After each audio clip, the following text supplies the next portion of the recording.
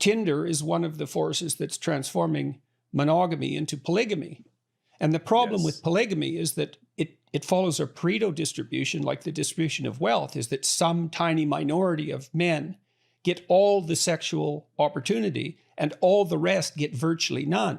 And that is a recipe for social instability. I mean, that sort of deregulation of romantic relationships, you know, whereas in the past it was expected for you to have one partner and over time settle down, whereas now it's a total free-for-all.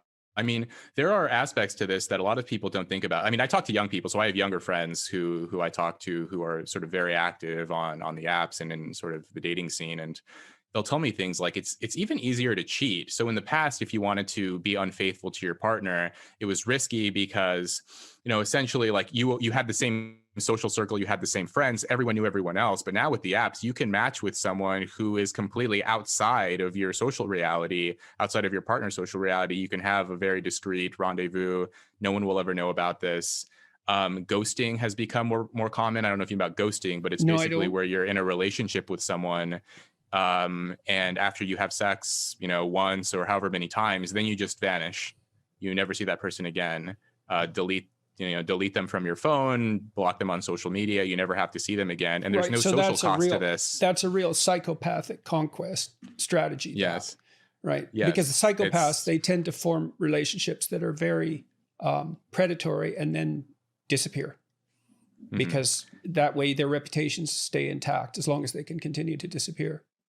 But I'm interested in what you had said before about whether this is actually sort of cultivating psychopathy in young people and young men, where, you know, in the past, you know, typically a psychopath would do that on their own. But now with the apps and the technology, removing all of the friction from, you know, breaking up with someone or having to communicate with someone that you no longer want to see them, I think a lot of people who ghost others, they're not even thinking in those terms. They're not thinking, I want to maliciously hurt this person, or I don't care about this person. It's like, it's easy. You know, you press a few buttons on your smartphone and you can move on to the next conquest. And I think a lot of people wouldn't act that way otherwise. Well, the question would be, what happens to you after you do that 4 or 5 times? You know, let's say you're not particularly psychopathic to begin with. It's like you learn what you practice.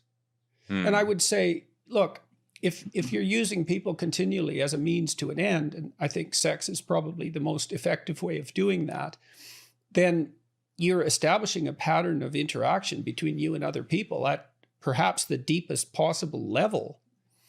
And so if you do that repeatedly, first of all, you're certainly not engaging in anything that might be regarded as a meaningful or deep relationship. Quite the contrary, you regard that as excess baggage that's an impediment to your next conquest, so to speak.